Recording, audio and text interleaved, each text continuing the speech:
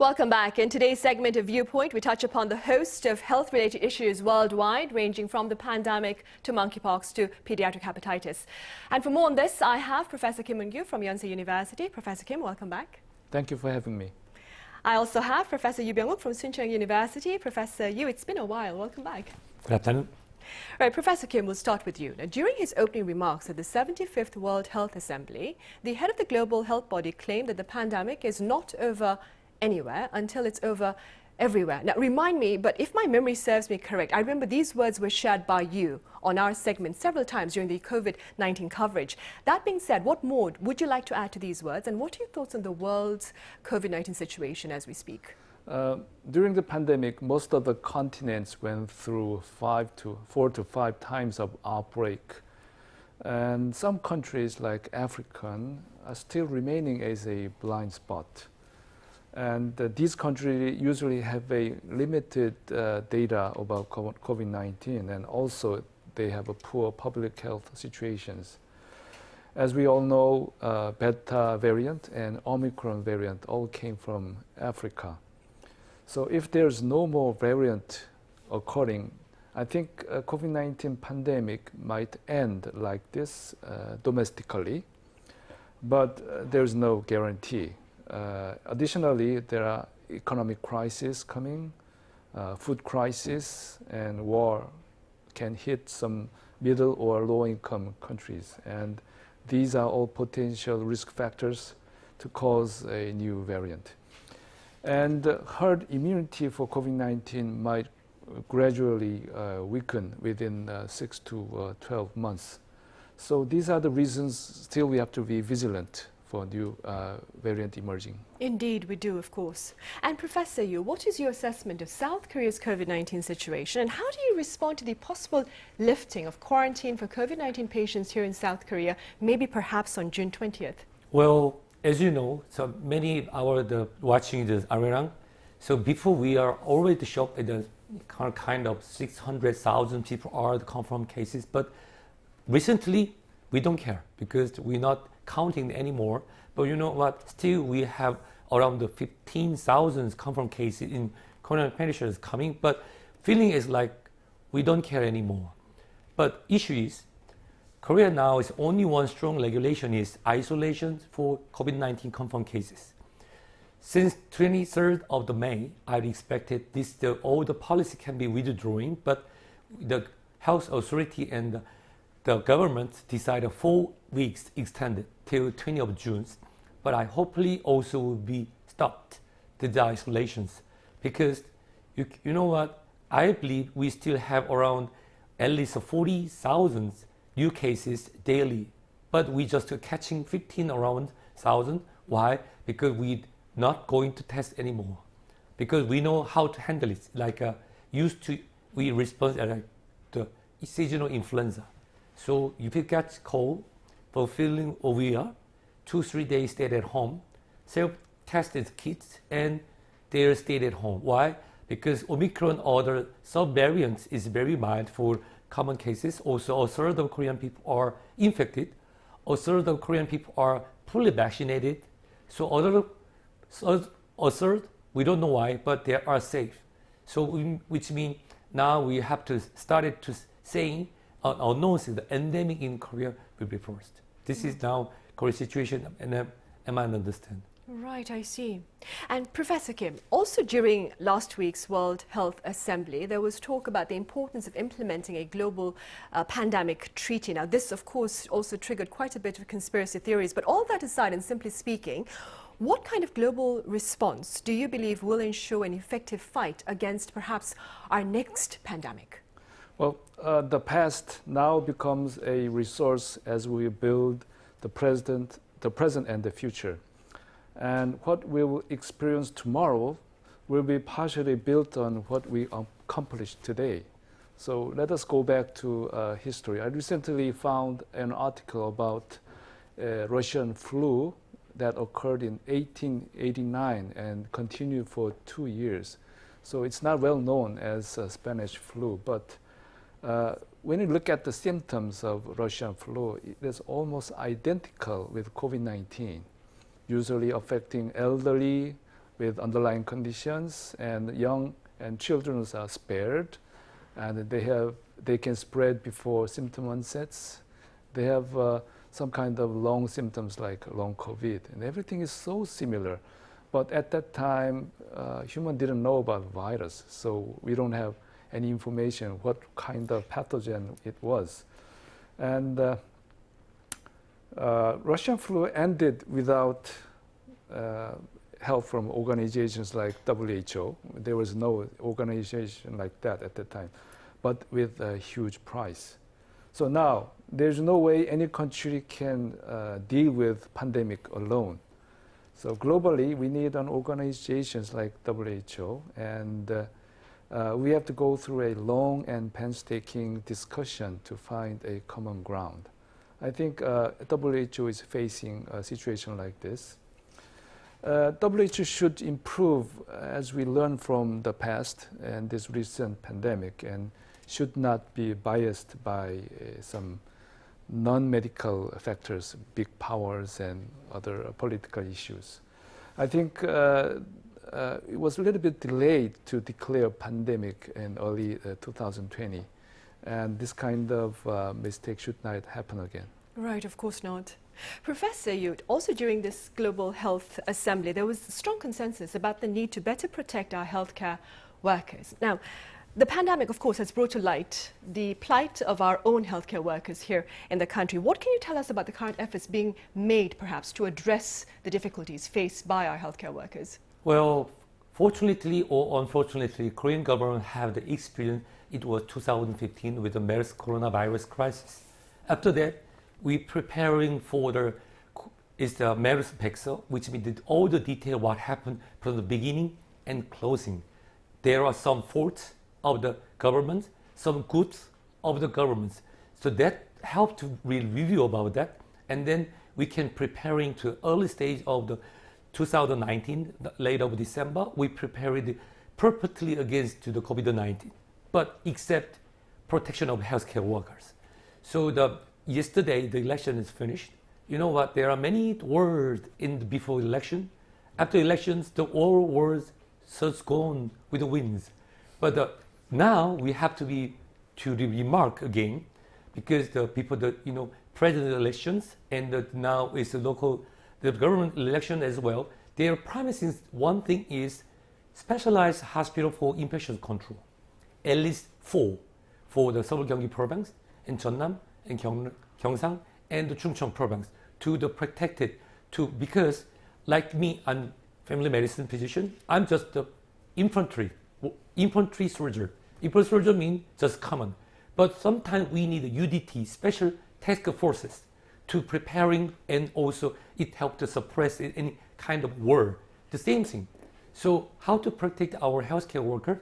So in the meanwhile, I would like to say now, in a peace, have to prepare specialized hospital or institute for at least 4 in Korean Peninsula, and we're teaching for special task force and like me, general practitioner. And we are learning in the livings, and then we do anytime it happens suddenly. We need to be better prepared, obviously. Yep. Professor Kim, the Assembly also denounced Russia's attack on Ukraine's healthcare facilities. And indeed, of course, as you mentioned earlier, warfare does limit the public's access to healthcare itself. And is there a way to better address this really unfortunate reality, do you think? First of all, most of Koreans and other country people don't know about the war. They never experienced it, but it's definitely a very unfortunate situation. And this kind of war crime happened in Syria also in 2011. They targeted hospitals, they targeted emergency medical services, even they used chemical weapons. And it results in a lot of casualties, and they're producing widows, orphanage, and results in poverty and malnutrition. And then we have a lot of infectious disease spreading around in the refugee camps. So it should not happen again. It should stop as soon as possible. I think Korean went exactly the same experience in Korean War about 70 years ago, and it's the best example who went through this misery and overcome it. So I think we can find many ways to help Ukraine.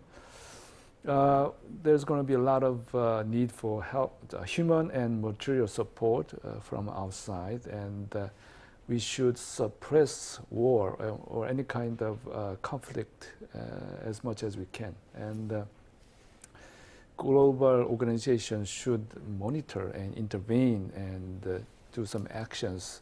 I don't know how, but it's definitely their job to. Right, they really need to take greater action then. Yeah.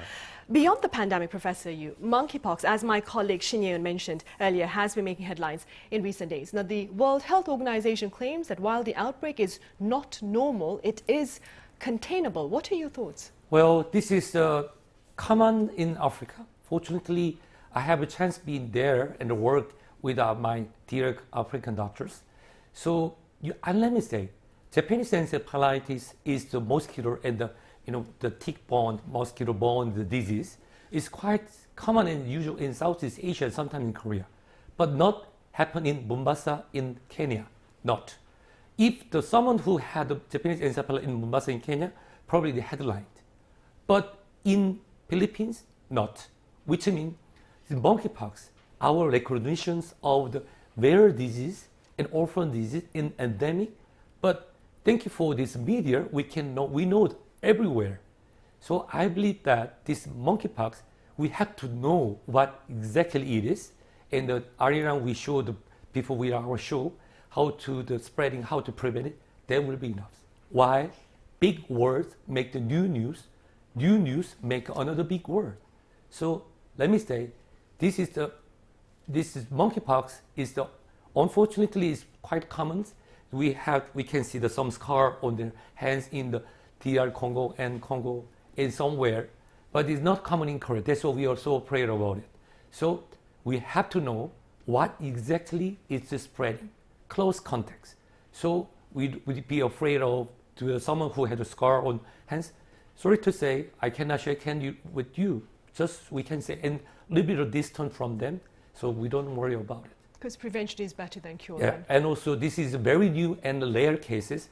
But like Zika, it happened was 2014 and 2016. But most people we already forgot what is the Zika virus exactly. Right, we have moved on then. Professor Kim, what more can you tell us about vaccines and perhaps treatments for monkeypox then? Well, there are big difference between COVID-19 and monkeypox. COVID-19 is totally new, but monkeypox, we really know many things about it. It got international attention in 1970 when human infection occurred in Congo, as Professor Yoo mentioned. It's not a new global health issue, but I'm sorry to say that there is no specific drug for monkeypox. We can use the medications we have for smallpox, such as tecovirimat, but it's very expensive and we don't have it in Korea. There is another antiviral agent called cidofovir, which is medication for cytomegalovirus. It's very, very expensive.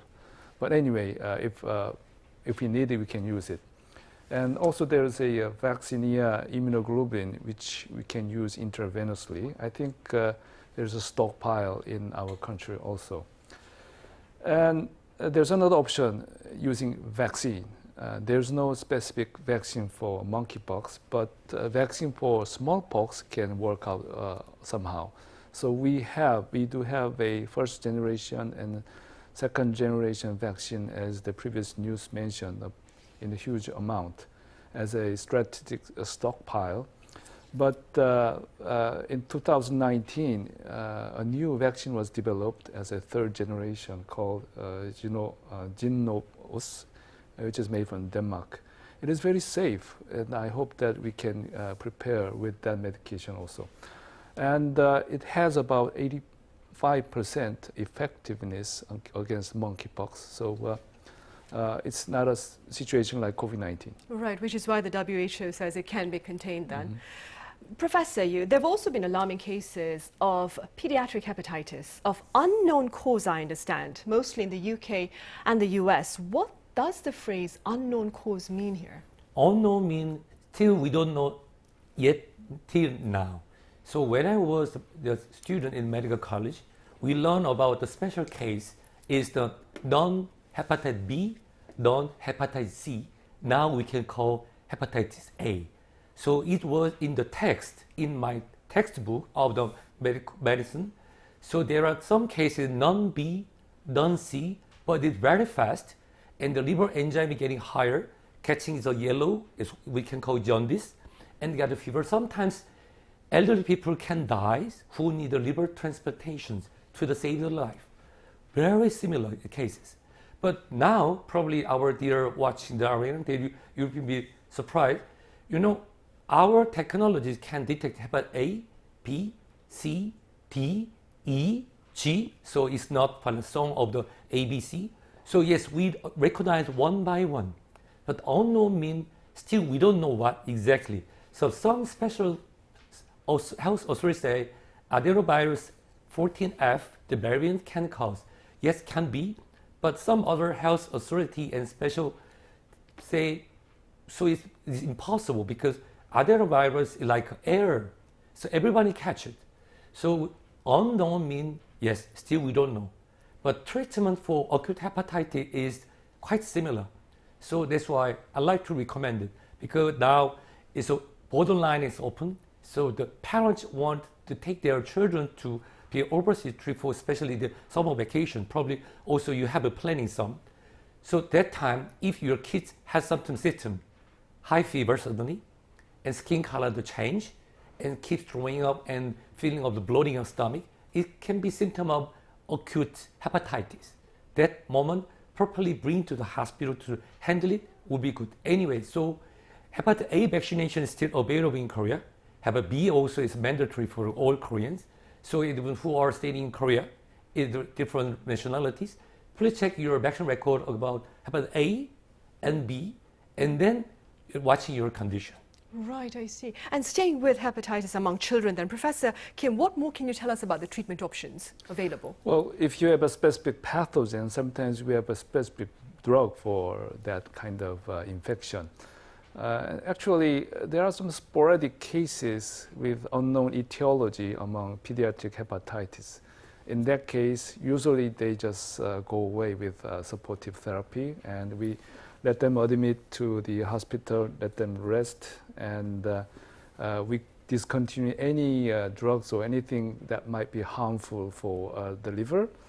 And we give a intravenous nutrition and just let the liver rest. And usually they subside. But if the hepatitis occurs as a group or as an outbreak, then it's a concern, and we have to find out what is causing this. And in April, there are some reports that it might happen because of adenovirus, but this hepatitis occurring in UK, we don't know the pathogen yet. But anyway, if it happens sporadically, usually the liver enzyme drops with this kind of supportive therapy. If it doesn't decrease, or if you have jaundice together with this elevated liver enzymes, then that's the time urgent treatment might be needed, as Professor Yoo mentioned, and the patient might have to be transferred to tertiary medical institutions. I see. All right, Professor Kim, as always, thank you very much for your time and your thoughts today. And Professor Yoo, thank you very much for your insights.